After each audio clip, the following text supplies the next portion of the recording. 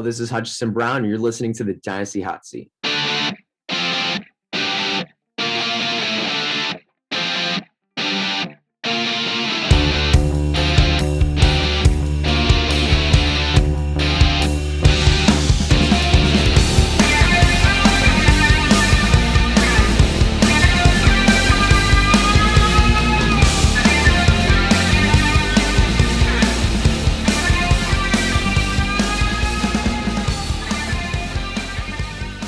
Yes, everybody, welcome back once again to the Dynasty Hot Seat. You guys know what it is. It's the only Dynasty show out there that's a certified Inferno.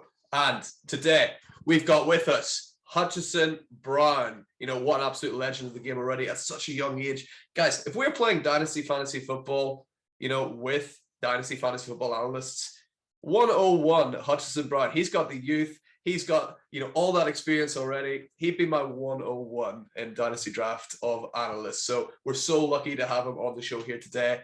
And, you know, if you don't know where to find him, you can find him over at Twitter at TYFMNFL.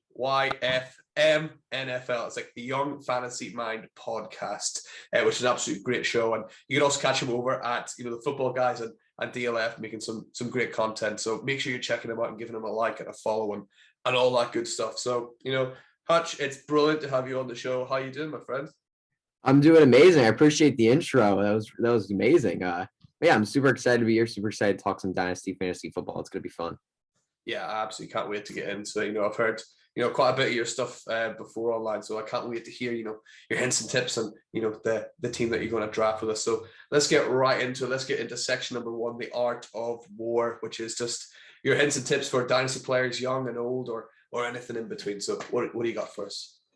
So I've got a couple tips here I want to share. I mean, the first one I really want to give out is, like, you know, if you're normally a redraft player, right? Like, because I started redraft. My first couple of years playing fantasy football, I was a redraft guy. I really didn't play anything else. But you got to realize, you know, redraft, you get the one season and then off season, nothing much happens, and you're back in football season, right? Yeah. Dynasty, it is on 24/7. You always have to be looking at your leagues. You always got to be looking at what's going on. You got to keep updated with college football, what's going on there, what's going on with the NFL draft, where players are being moved.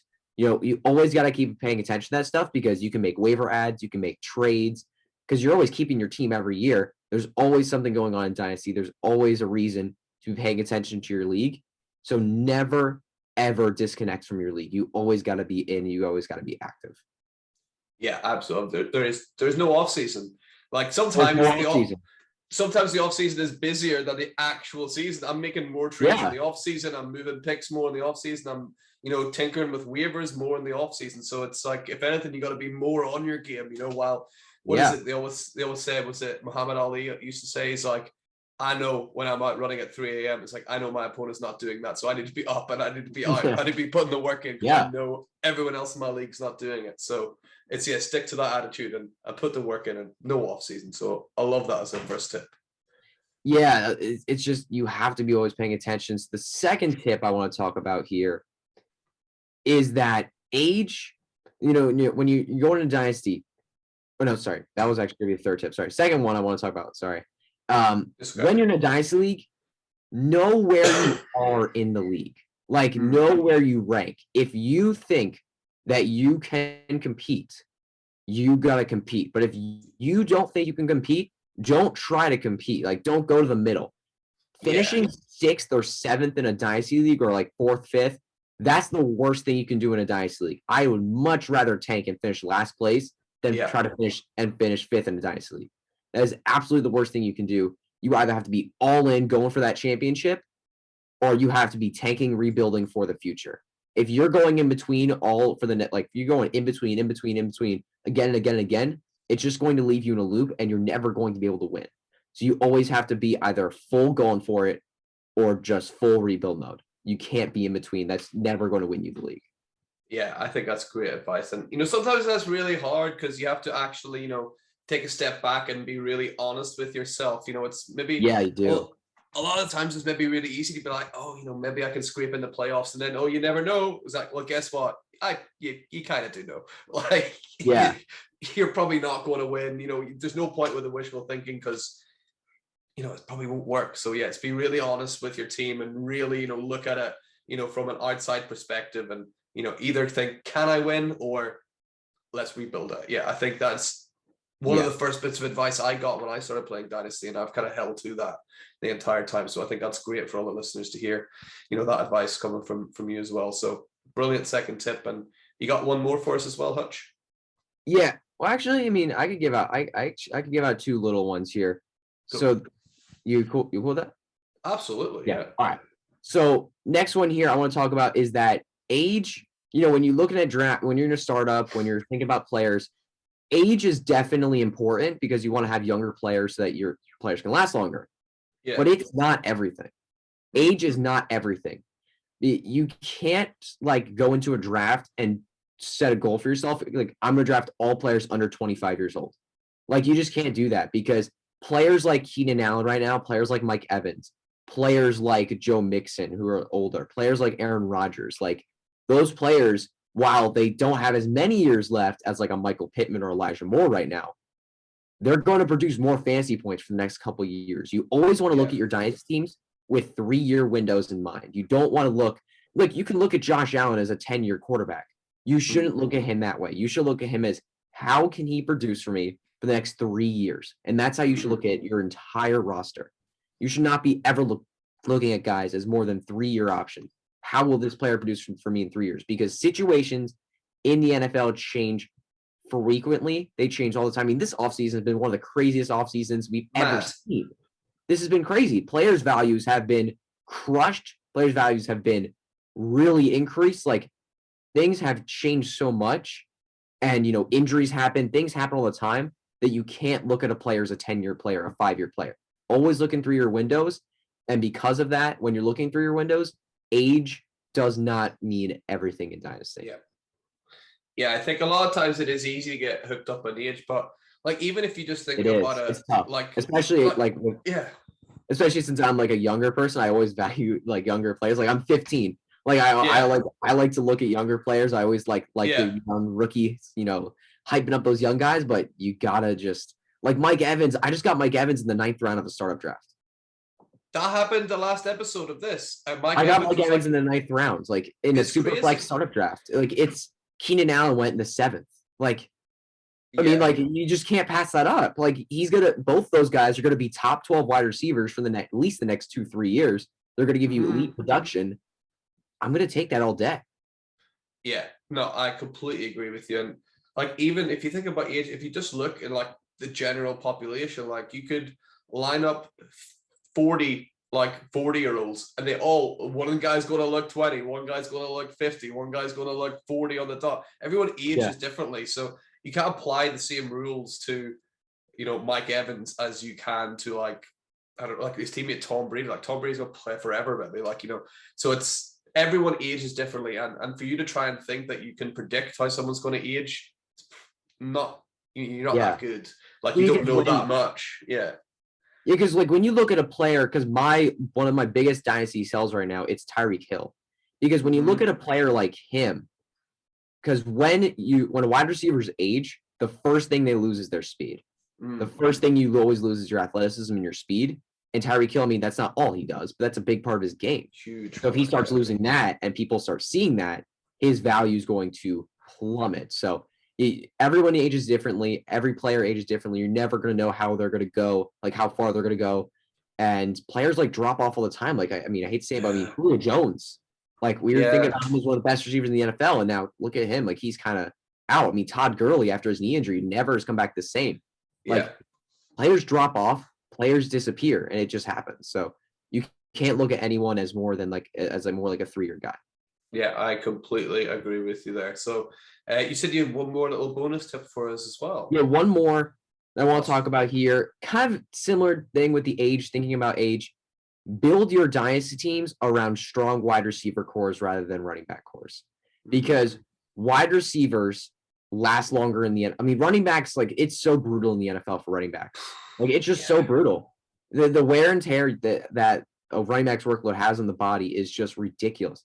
Wide receivers always last longer through their careers and always sustain more production for a longer period of time. They're not getting injured very often. I mean, they are getting injured, but not as often as the running backs. You look at the top running backs in fantasy this past year, who was drafted.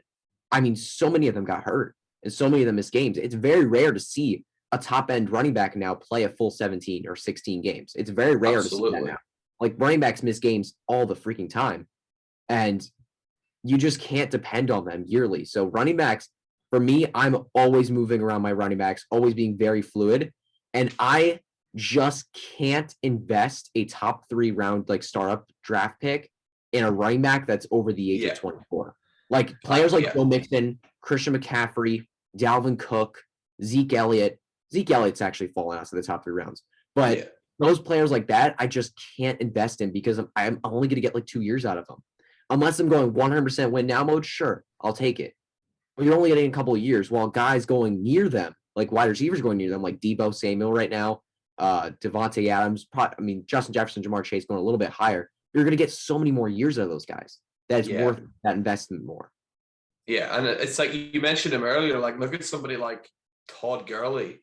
Like 3 years ago, one injury can change everything. Yeah, and like 3 years ago, he was a running back 1. And now he's not in the league. He's not. like Jonathan Taylor, like if he gets an injury like that, his value could disappear like that. It could be it. It would be over. Like Jonathan Taylor would be over. And obviously it can happen to receivers too. But when you look at the injury history of those positions, running backs get hurt so much more often that it's just so tough to depend on them. Yeah, I'm just actually scrolling through here, just a list of like top running backs from like just not that long ago, 2018, you know, like you think about the same receivers, they're up there. You got Todd Gurley up there as a top guy. James White was up there as a top guy. David Johnson, Tariq Cohen, Philip Lindsay. You're not taking any of these guys. Le'Veon Bell, right? He was up there. Right? Le'Veon Bell, that might have been a little bit earlier. But well, the running back position is just so fluid. Yeah. Guys are going in and out all the time. So when you're investing in running back, I like to invest in the future. Like Breece Hall right now, Javonte Williams, DeAndre Swift. Those type of young players, like 22 years old, those are the running backs you want to invest heavily in. Yeah. But also, like, I'm cool with investing as a James Conner and Leonard Fournette as well because they're going so much later. I'm fine with those guys. It's just that when you invest in them so heavily, that's when I start to get a little bit uncomfortable with that. Yeah. And the whole game becomes fun whenever, like, you take your first, top tip of, like, knowing when to contend and when to not. And then knowing when it's time to contend, you're like, right, okay, give me James Conner. Give me Leonard Fournette. Like, I need these guys. You need those guys now. Yeah, so it's a fine balance. That's what makes the game so much fun. So I love those tips, Hutch. Thank you so much for sharing them. And absolutely, we're ready to get stuck into part number 2, the real meat of the show, the hottest part of the hot seat, coming right up in part 2. Okay, so here we are, part number 2. We have got the hottest part of the Dynasty hot seat. It is the hot seat mock draft, and we got Hutch sitting firmly now in the hot seat. Look, I can see him. He's limbering up. He's getting ready to go. So we just had a little discussion there about what would be his ideal starting position in a Superflex startup. And Hutch, you were thinking position number 3 is ideal because you can grab one of those quarterbacks. You still thinking that? Yeah, a top 3 pick is my ideal position because in a Superflex league, having that stud quarterback that you can just depend on week in and week out is pretty good. And honestly, in a Superflex league, I like to draft that big quarterback and draft a couple sleepers late. So I'll grab my quarterback here. I won't touch quarterback for a while in this draft. Nice. So like, I like to wait for sleepers for the second one. Nice. I can't wait to see who pops up. Oh, no, I will mention right off the bat, slight honor system in place. Tom Brady's ADP is all messed up. He is way, way down. So at any stage you think this is a fair position to take Tom Brady, feel free to take him. If you want to completely ignore the honor system, you can take Tom Brady in the 17th round. No, I won't do that. I'll avoid him then. Cool, no problem. So let's get going then with our mock draft, starting at position number 3. And here we go. And as you can imagine, Mahomes and Allen, I assume, will be the top 2. So we're on the clock. Yeah, this is, I was really hoping because Josh Allen, Justin Herbert are actually my top 2 quarterbacks for Dynasty. I have Mahomes at 3. And honestly, Joe Burrow is close behind. Patrick Mahomes might not be a top 3 Dynasty quarterback for me, honestly. So I was really hoping Mahomes would go either 1 or 2 so I can get Josh Allen, Justin Herbert at 3. Yeah. And Josh Allen, my QB1, unfortunately went. But Justin Herbert's there. He's the easy pick for me. Justin Herbert is he's just an elite quarterback. He's one of the best in the NFL. He's unbelievable. And the Chargers just like to surround him with weapons. Yeah. Yeah. I think there's a clear, and that's kind of really been established this offseason, two sort of things with the quarterbacks. I think the first thing is I think Josh Allen seems to be consensus quarterback one for everybody. Yeah. And also Justin Herbert has now been very firmly entered into that top 3 tier, like separate from Joe Burrow. Although Joe Burrow did a lot to catch up last season, I couldn't quite put him in that top 3 tier yet. Yeah, I think Mahomes, Allen, and Herbert are kind of in their own tier, and then it's like a tier of like Joe Burrow, Kyler Murray, Lamar Jackson, Dak Prescott, Deshaun Watson, like a kind of messy tier with a lot of players. But Herbert, I'll take him here. I love it. Justin Herbert is locked in, as we got a little bit of a wait until we get into the second round. And I imagine those players we just spoke about with your Burrow and Murray and Watson and Jackson, they'll all be flying off the board as well, as some of those top tier running backs, which I'm thinking you're going to be avoiding here in the start. Yeah, if like, I don't know, if somehow like DeAndre Swift fell, I would definitely consider him. But I was mainly looking to avoid running back here. So now I'm on the clock again, and we've got a lot of receivers here. We have a lot of very interesting names. And this is a really interesting tier here at the end of the second, because Austin Eckler he's staring me right in the face, and I can just pair him with Justin Herbert and let that rock. That would be, that could be awesome. And I think, I'm really tempted to do that, but I think I'm actually going to take, I think I'm going to take Stephon Diggs here, actually, out of Buffalo. I think honestly that people are really overhating this past season. He still finished as a top 8 wide receiver in PPR. He was still amazing. They just signed him to a massive contract. He's still got Josh Allen as quarterback. The receivers outside of him are all pretty big question marks right now. Gabe Davis, I know people like him, but he is not proven at all. And then they got rid of Cole Beasley. They got rid of Emmanuel Sanders. Dawson Knox only caught like 50 balls last year. He just scored for fantasy because of touchdowns last year. Yeah. So Devin Singletary isn't a primary pass catching running back, and we don't know what James Cook is going to be. So honestly, I think Stephon Diggs is going to still be the number one option in this offense by far. He's going to get tons of targets, and he's going to be amazing. So I'm going to take Stephon Diggs here, actually, and I'm going to hope Austin Eckler falls. And if he doesn't, I'll have to find a different option. Nice. Yeah, I really like Stephon Diggs there. And you're right, there's so many question marks over, all of that offense there. And it's one of the reasons I've kind of been sneaky pick I've got this year is Khalil Shakir, coming in into Buffalo. Yeah, he's interesting. There's enough question marks about everybody else that he might find his way, and I think it's worth a punt. So that's Stephon Diggs. And also interesting, like the receivers here, Tyreek Hill, Tyreek Hill, I've talked about. I'm not loving him for Dynasty. AJ Brown, Philly, we don't know what he's going to be. Deebo Samuel's got a lot of drama right now, and he's coming off a pretty massive season where he produced touchdowns at a pretty crazy rate.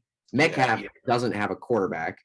Jalen Waddle has Tyreek Hill to deal with right now. We don't know what Tua is. Like, there's a lot of questions with these wide receivers in this tier. I feel like Stephon Diggs is easily the safest guy of this tier.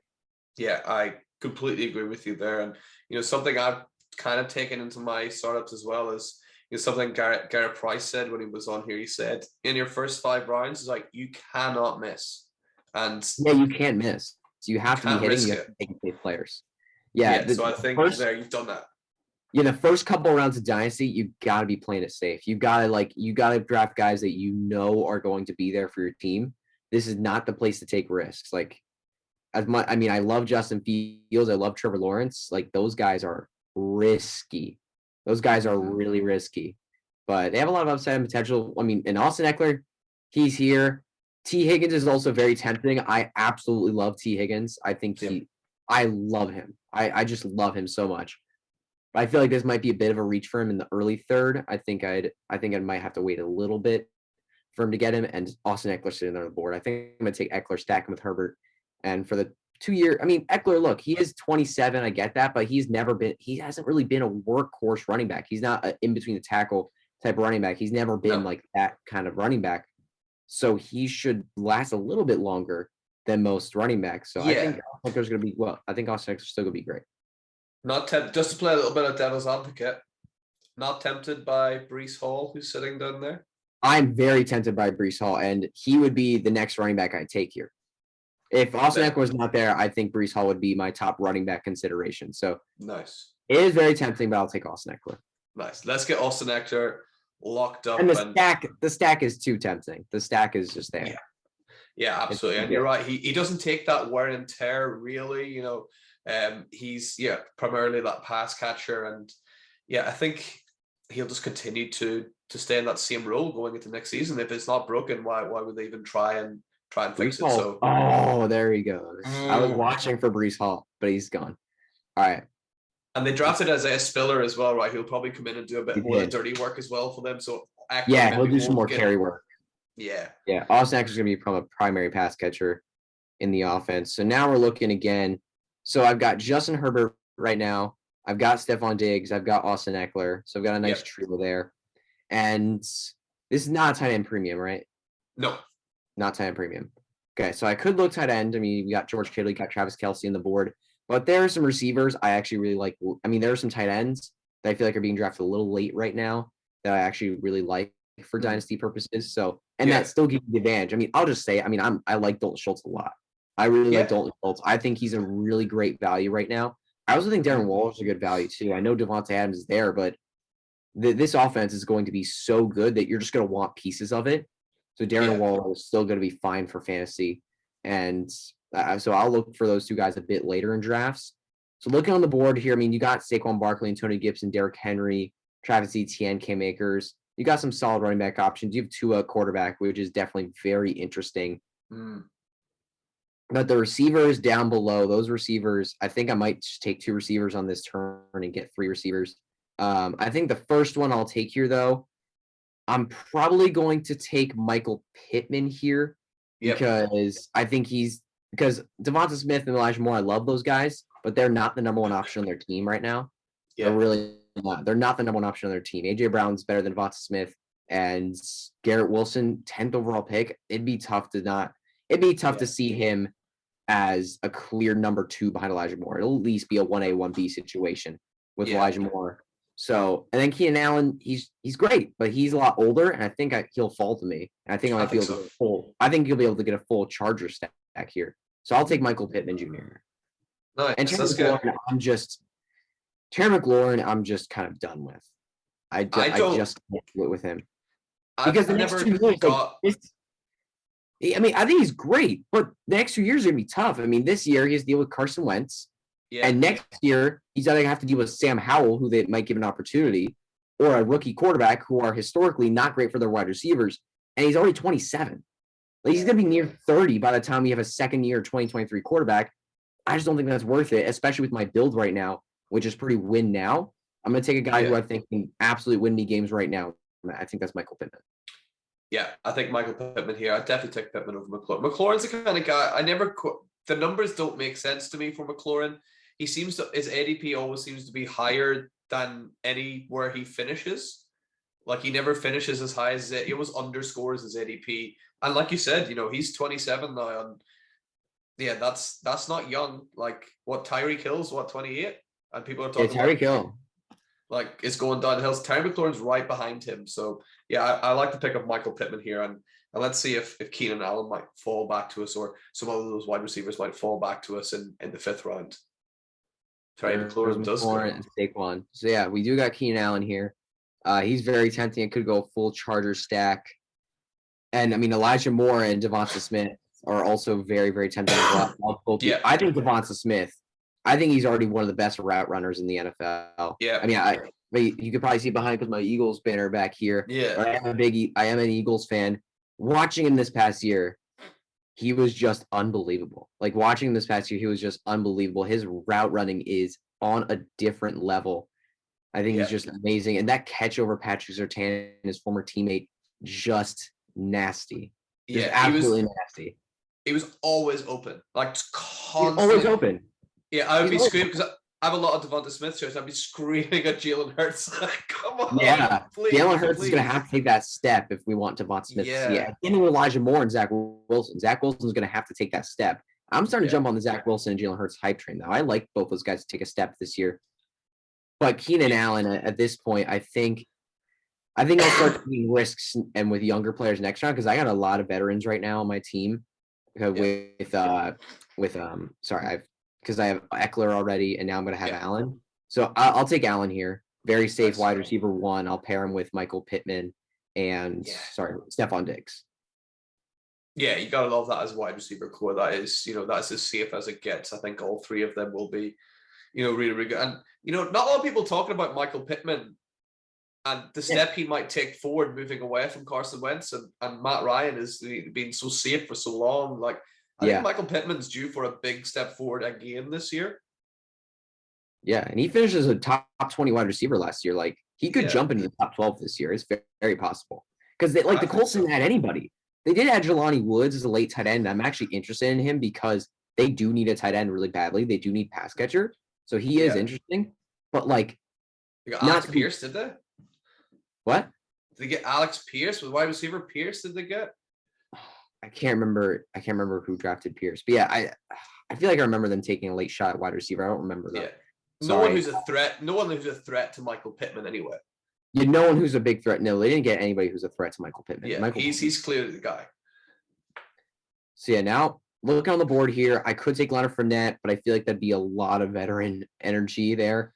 I just don't think I'm going to take 226+ running backs. I feel like that'd be tough. Mm-hmm. And especially with Tom Brady, we know he did almost retire, and he's not going to last very long. Like, we don't know how this offense might look if Tom Brady really starts to step down this year, and that would really be tough for Leonard Fournette. And they did lose Antonio Brown this offseason. They probably lost Gronkowski as well. So this offense could look a bit different, and I'm not excited for that for Fournette. A.J. Dillon's really interesting. I absolutely love Dillon as a talent. I think he's amazing. But I feel like I don't know. I feel like Jones is going to be still very involved in this offense. It's going to hurt Dillon. Jones is locked in for this contract for the next few years now. Yeah. So Dillon becomes tougher for fantasy. So now I'm looking at wide receiver again. I mean, I just love building around wide receiver core, stud wide receiver cores. I love building around them. And for me, it's either Drake London or Cortland Sutton. Mm-hmm. I mean, Drake London, I absolutely love his prospect. I think he's an amazing prospect. I love him. Mm-hmm. But I feel like Cortland Sutton this year with Russell Wilson, if those two really get a connection, maybe not the connection like Matthew Stafford and Cooper Kupp have, but if they really start to get a connection, Cortland Sutton could absolutely be a top 5 wide receiver this next season. Yeah. Without a shred of doubt. He could absolutely hit that mark. And we've seen Russell Wilson give receivers top 10, top 8 seasons. With DK Metcalf and Tyler Lockett these past few seasons. So I think I'm gonna go with Sutton here. Drake London's so tempting, and I might take him in the next round if he falls. With how far down the board he is, I think he'll fall. I'm gonna take Sutton. Yeah, there's sort of a bit of I don't know, just like an overall feeling about Cortland Sutton that everyone's kind of like, this is his time now. Like this is it. This is the year for him. If he doesn't prove it this year, that's going to be a problem. Yeah. So hold on. How many flexes do I have again? I forgot. Sorry.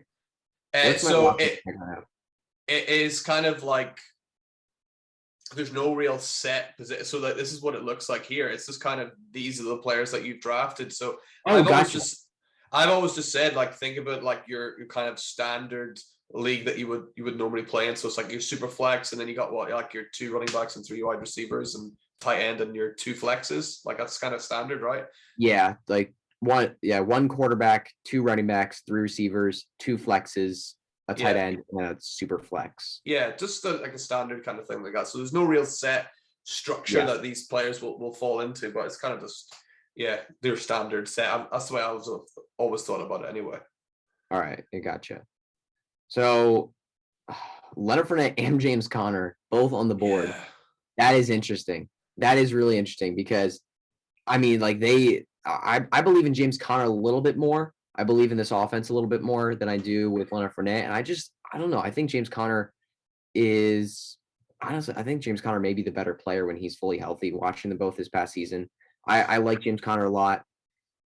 It's really interesting, though, because Drake London's on the board. You got Marcus Brown on the board. I think for me right now, it's either Drake London or James Conner or Leonard Fournette. It's one of those 3 that I'm going with right now that I'm considering. And, man, can I see the running backs that are on the board that later? Can you of course. So you got Leonard Fournette and James Conner, and then you got there is that there's a bit of a cliff. There's I a think, big tier break here. Yeah. There's a big tier break here. That makes it tough because you always want to be you always want to draft right before a tier break. That's just so great to be able to get that guy right before the tier falls off. And at wide receiver, if you can click on wide receiver for me, man. Because I'm not controlling the draft, guys. He is here. Yeah. There's so many great wide receivers down the board. I mean, I love a lot of these players down the board. I love Darnell Mooney. I like Brandon Cooks a lot. Allen Robinson, I got a lot of potential. Juju on the Kansas City Chiefs, I like. And there's even more down the board that are even great. And I've already got 4 wide receivers that I'm very confident in. Yeah. And there are not many running backs left. So I'm going to kind of go against my own strategy that I was talking about and not drafting all the running backs. But at this point, the value is just there. So I'm going to take James Conner here. Nice, yeah. And I think, that's kind of like another like sneaky tip for everyone listening as well. It's like, even though you might, go into a draft thinking these are my strategy, you gotta be, like, otherwise you have to be. You're gonna end up with a bad team, like, if you don't.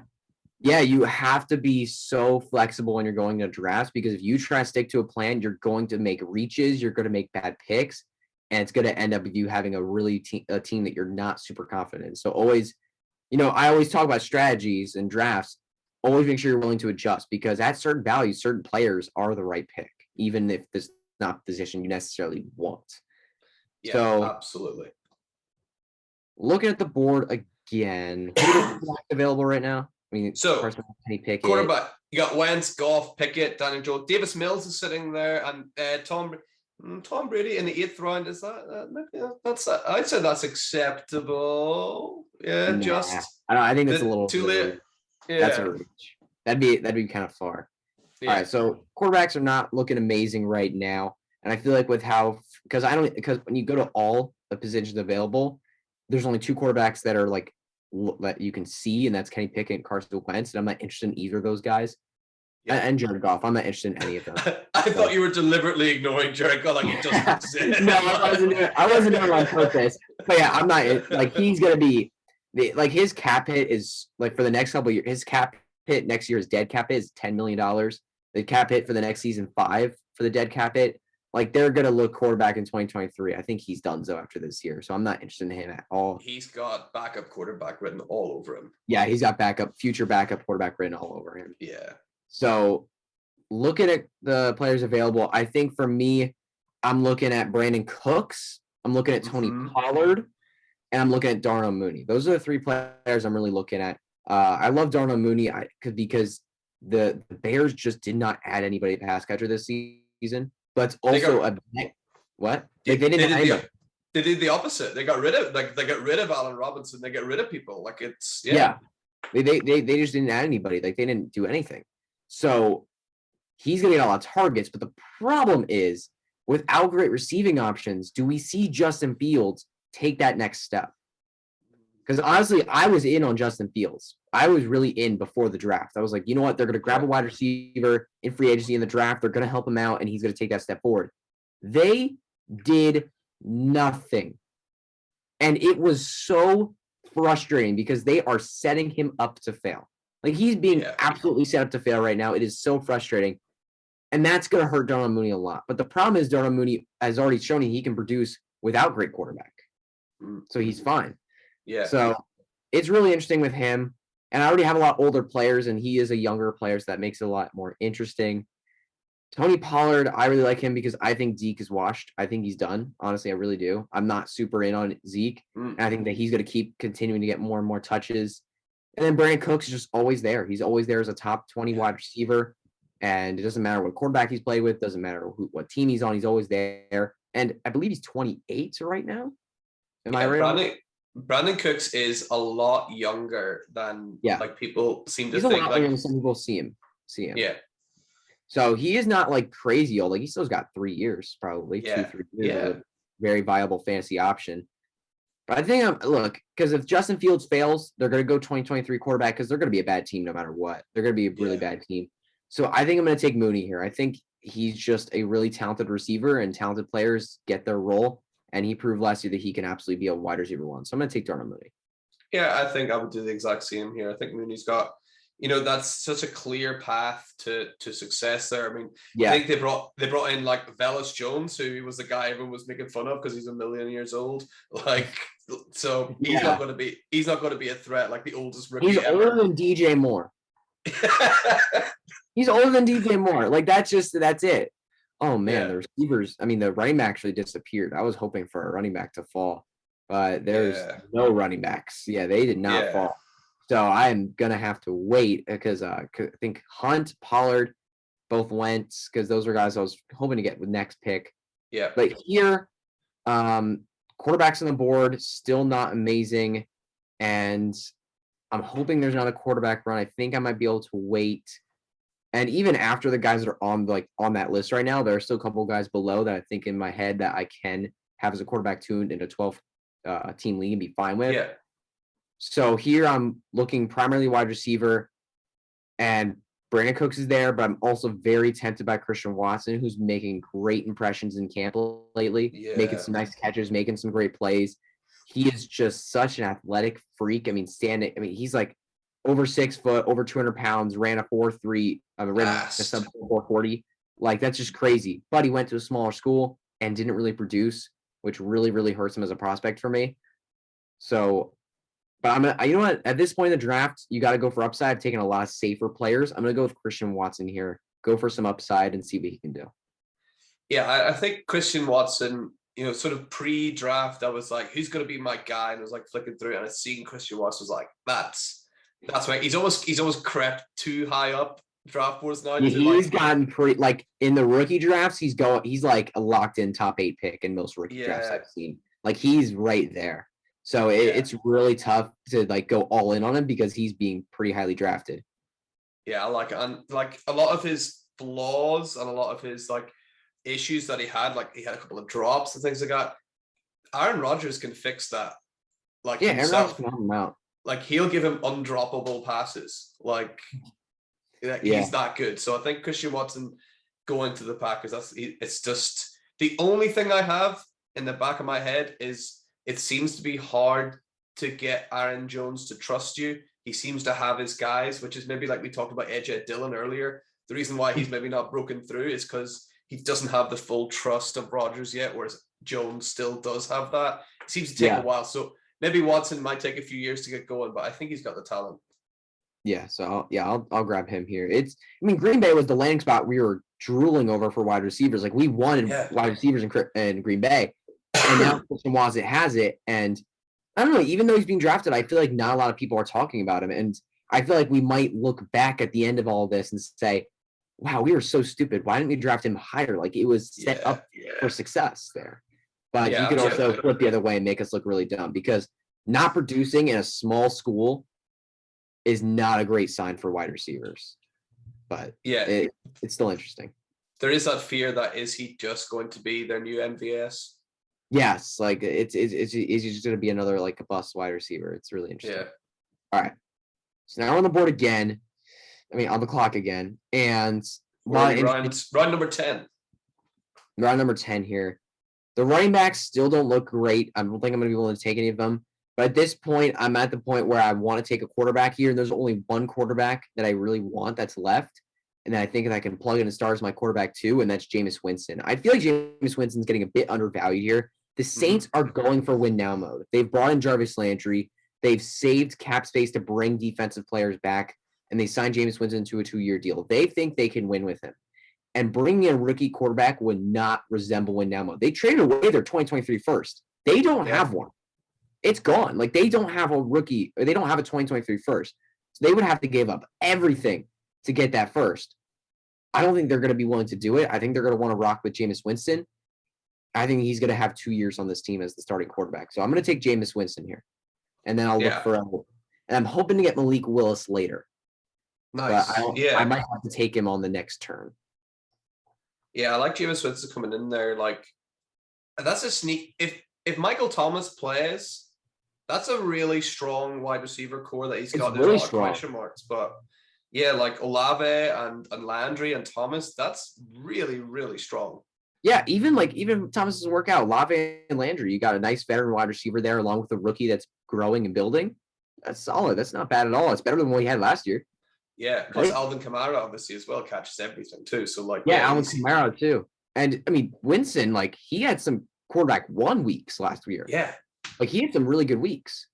So yeah, I don't know. It's gonna be really interesting to see what happens with him. So now I'm on the board on the clock again. Wait. Oh shoot. I think I waited too long because I was hoping to get Dalton Schultz, but I think he went.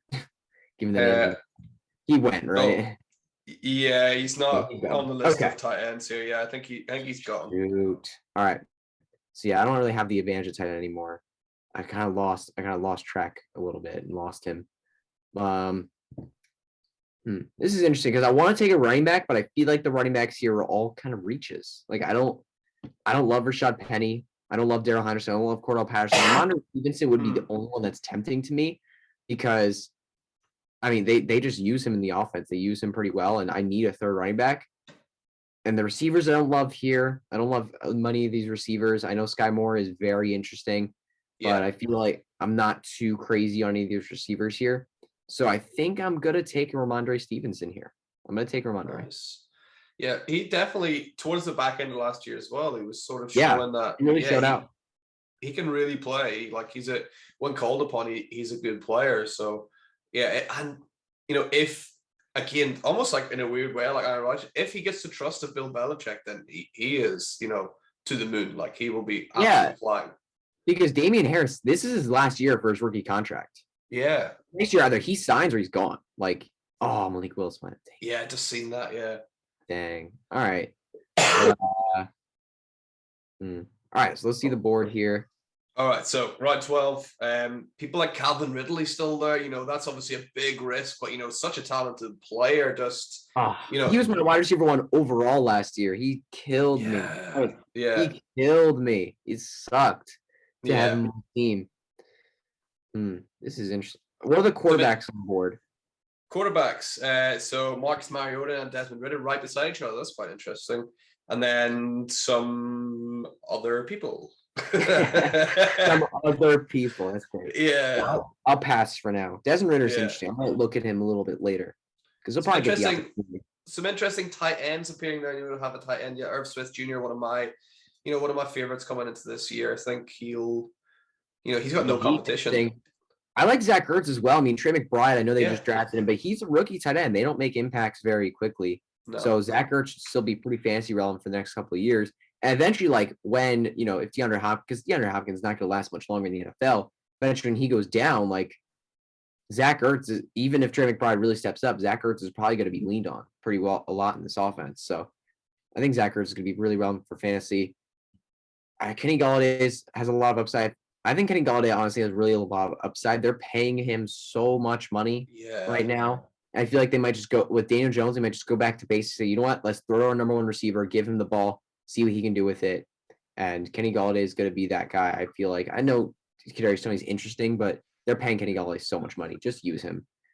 Yeah. James Cook, it has a lot of potential in Buffalo. I think he's really interesting. I also like Dameon Pierce.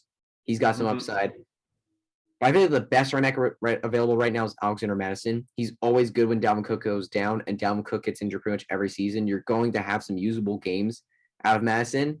And eventually, if Cook leaves, like if they want to let Madison kind of take over for a little bit, they can. I mean, he's a younger guy, and Cook is not going to last much longer. I believe he's already 27 right now or 26. And he's taken a lot of work over these past 2 seasons. He's gotten a lot of work. So I think I'm going to take Madison here, actually. I'm going to take Alexander Madison. Nice. Alexander Madison is my most owned player in Dynasty football. I always pick him up. I think he's just for the same reasons you talked about. I think he's just great. And I'm always waiting. I'm like, come on, this year Dalvin Cook's over. Oh, Dalvin Cook keeps hurting that same shoulder, right? He keeps hurting it over and over and over. Yeah, he keeps hurting that same shoulder. That's not good because shoulders are like so tricky to repair and like so hard. So yeah, I always feel like the time is ticking away for Dalvin Cook. So maybe this season, some shares we'll cash. Yeah, we might see it this season. So who are the tight ends on the board? Tight ends, we got Irv Smith is still there. Hunter Henry and Albert O are still there, as well as Adam Troutman, Logan Thomas, who had that really big year 2 years ago, and Gerald Everett's an interesting one as well. All right. I think I'm actually going to keep waiting on tight ends. There's a couple names a little down the list that I like. So looking again at running back here, I mean, because I've already got like 6 wide receivers, I'm very confident I'm good there. And I want to get some more running backs that I feel have some upside. I'm looking at either Kenneth Gainwell, Isaiah Spiller, or Khalil Herbert. I know they're further down the board than the other 2 running backs. I'm looking at these guys. Kenneth Gainwell, when he was on the field last year, he showed a lot of speed. He showed a lot of explosiveness. And Miles Sanders on the last year of his rookie contract, if they move on from him in this next season, he's probably going to have a lot more opportunity. And honestly, given what Sanders has done with injuries, they might look to him and say, you know what, we're going to give you a bigger opportunity. I mean, they got rid of Jordan Howard. He's not there anymore. He's going to have to step up and probably get a decent opportunity, especially as a pass catcher in this offense. And that'd be great for fantasy. Herbert, I mean, with all the new coaching staff there, I feel like Montgomery could be put in a split here. I feel like Montgomery could really get put in a split. I feel like Herbert could be used a lot. And if Montgomery does go down, Herbert's great. You wanted to say something? Herbert, when he played, I don't think anyone can say that he played any worse than David Montgomery did.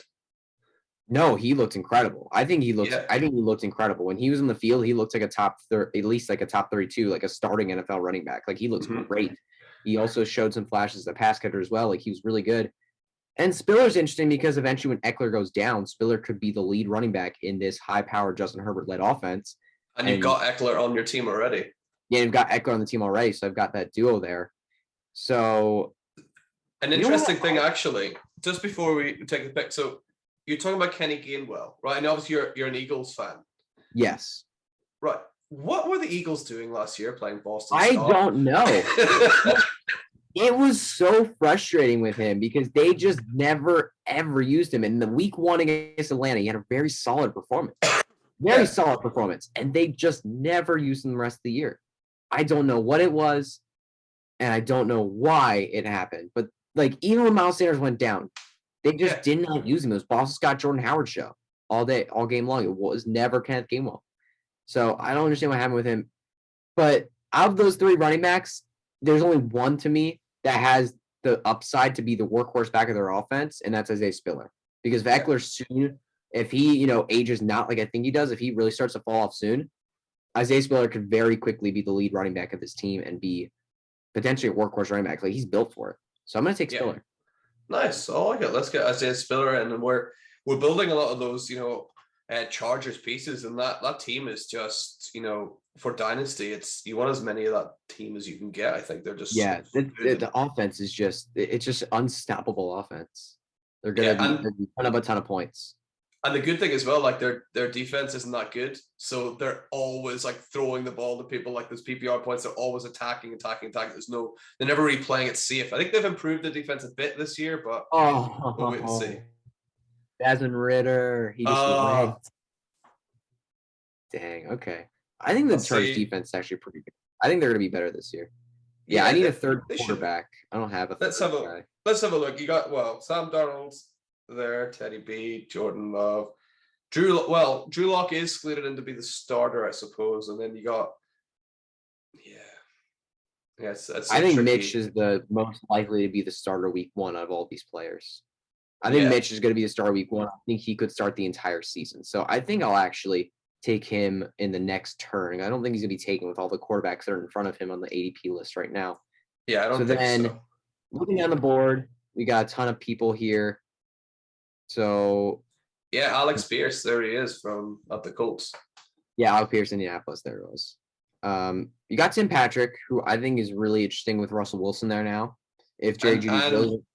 Yeah, I was going to say if Jerry Jeudy ends up getting suspended, Tim Patrick is really good.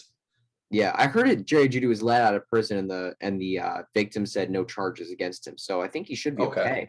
But still want to keep an eye on that situation. Who are the tight ends on the board right now? Because I feel like I might grab a tight end. Tryman, Logan Thomas. I'm going to grab a tight end here. Yeah. I'm going to grab a tight end here. I'm going to grab Logan Thomas here. I think Logan Thomas is a great sleeper tight end. I really wanted Dalton Schultz, but unfortunately he didn't fall. But I really like Logan Thomas because Carson Wentz, we know one thing about him. He likes to target tight ends. He likes to target big body wide receivers. We saw it in Philly. Colts, unfortunately, they didn't really have a tight end, but he loved Michael Pittman, like a big frame wide receiver. He loves those bigger frame wide receivers. And outside Terry McLaurin, and I know they drafted Jahan Dotson, but it's kind of shaky outside of Terry McLaurin. And what we've seen from Terry McLaurin so far, maybe they just don't give him the huge opportunity. What if Terry McLaurin doesn't play as motivated because he's not getting a contract? Yeah. What if he gets traded? Because he could definitely get traded this offseason if he really doesn't get his contract. He could demand a trade. Yeah, and the way this offseason's going. Yeah, anything can happen. So Logan Thomas's value could really increase really quickly. So I'm going to grab him here. I think he's actually really interesting. Yeah, I really like that pick. And again, he was 2 years ago. Was he tight end 3 2 years ago? I don't know if he was tight end 3, but he was a top 5 tight end a couple years ago. Yeah. He was there. Yeah, so I think that's great value there. And we are on the board again. Round number 15. Round 15. Yeah, Marvin Jones, Tim Patrick, Jenny McKissick. Some interesting names sitting there. Some high upside, but high risk as well. Yeah. So hold on. How far is Mitch Trubisky down the board? Because I don't know if I want to take the risk. Where is he? He's quite far down. He's all the way down. He's somehow below. I don't know how he's below Mike Davis, but he is. But yeah, he's quite far down. You know what? Let's go. I'm going to risk it because there's a lot of receivers and running backs here I do like. There's a lot of guys here I do like. I'm going to go ahead and grab Tim Patrick here. I know I have Cortland's on already, but Tim Patrick he was good for fantasy last year with Drew Lock on the team and Judy and Sutton to compete with.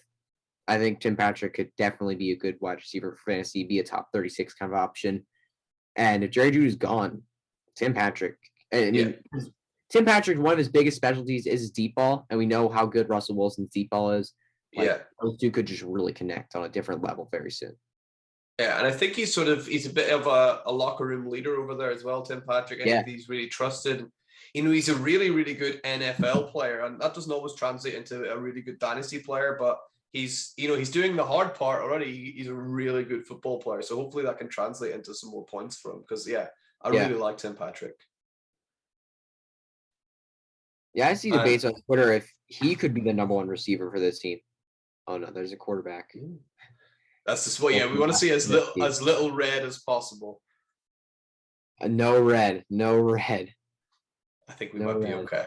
So we got lots of orange coming off the board. Will Fuller and Van Jefferson, but we're okay. All right. I'll go ahead. I'm just going to take him. Give me Mitch Trubisky. He's going to be the starter for pretty much all this season. I'm going to grab him for a third quarterback. Just have him there. Yeah. Oh, and then Gus Edwards went. I love Gus Edwards so much right now for fantasy. I love Gus Edwards. I loved him last year. Unfortunately, towards ACL. Yeah. But Gus Edwards is just, I don't know, there's just so much opportunity in this offense for him to take a role. And last year for fantasy, during J.K. Dobbins' ginormous breakout, Gus Edwards was a top 20 running back in PPR. Not a lot of people know that. During those last 6 weeks, Gus Edwards was a top 20 running back. He was good for fantasy. And if the Ravens, by any chance, start throwing more of their running backs, I think Gus Edwards could take some opportunity there and be just a very solid fantasy running back. So I like him a lot. It really sucked that he went. But now that we're on the board, then we're on the clock again. The wide receivers here are kind of interesting. The running backs, I don't really care about very much. But there's a tight end here. I defended a lot last year. And down the stretch, he was a top 8 tight end. This guy made it work. He was solid for fantasy, and now he's on a team that I've clearly love a lot. I've invested in a ton. I'm going to take Gerald Everett here. Jared Cook is gone. They don't have many tight ends on this team that are worth much, so they're going to need a tight end to throw to, and Gerald Everett proved last year for Seattle that he could be a solid pass-catching tight end. I think that there's a lot of upside here with the amount of scoring this offense is going to do. Yeah, I think Gerald Everett is definitely he's got to beat out Donald Parham, who can't even keep himself conscious when catching a ball. So let's get Gerald Everett locked in there. I think he'll be the clear tight end one above Parham. I think he's got Trey McKitty. Trey McKitty interests me a little bit, but I think Everett's a better player overall. And Sony Michel is someone I'm vaguely interested in because of the Miami running game. Yeah. The running backs around him should get hurt. Mostert he can't stay on the field for more than 30 seconds without getting hurt. And then you Absolutely. got Chase Edmonds back there, who isn't necessarily injury prone, but he's a smaller back.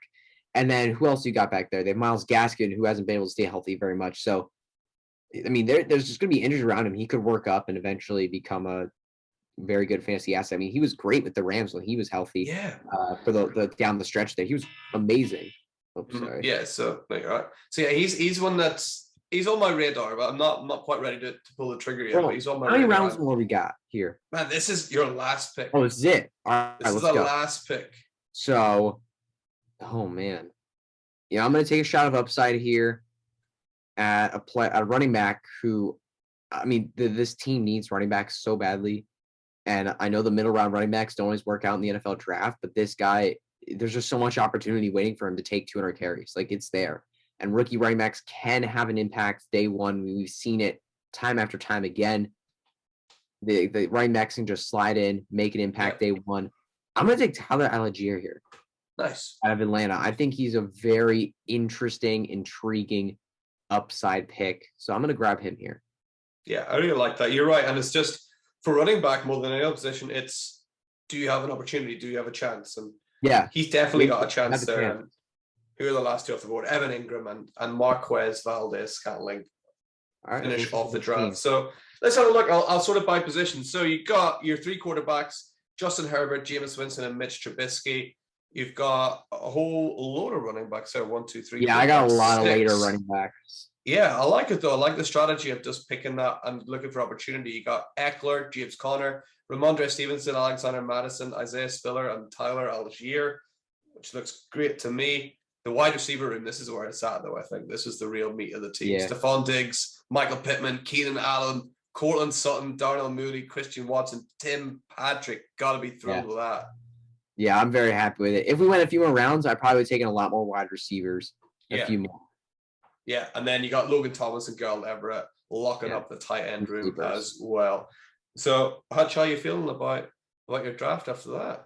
I like it a lot. I wish I got the tight end advantage. That's something that's really important in Dynasty and just in fantasy in general. That tight end advantage is good to have. But I'm also fine with streaming the tight end position if these guys don't really work out. I'm fine with streaming for a touchdown every week. That's something I can definitely do. But the advantage is always nice because, like, there's those after those top few guys, it's pretty much a wasteland. Yeah, I completely agree. I think it is exactly that, like just a bit of a wasteland. So I just wanted to say, just one more time, Hutch, just thank you so much for coming onto the show. And guys listening or watching, if you really like this, make sure you're heading over to the YouTube channel. We got behind us here, the Hall of Flame. If you're a big fan of this episode, get on the YouTube, give it a thumbs up. The more thumbs up Hutch gets, the higher up he's going to climb the Hall of Flame. Let's see if we can get him onto the top 3 with these Dynasty Analyst heavyweights here. So if you liked it, give it a thumbs up, give it a subscribe, and make sure you go check out the start of the video again and check out all the stuff Hutch is doing over on his Twitter and over at his podcast, the Young Fantasy Mind podcast. So, Hutch, once more, thank you so much for coming on. Oh, it was awesome. It was fun drafting, fun giving some Dynasty Fantasy Football advice. Just a great show. Cheers, man. Thank you so much. And thank you so much, everyone listening as well. And just remind you, even though our hot seat cools off for a little while, just keep yourselves and your teams lit. See you next time. Bye.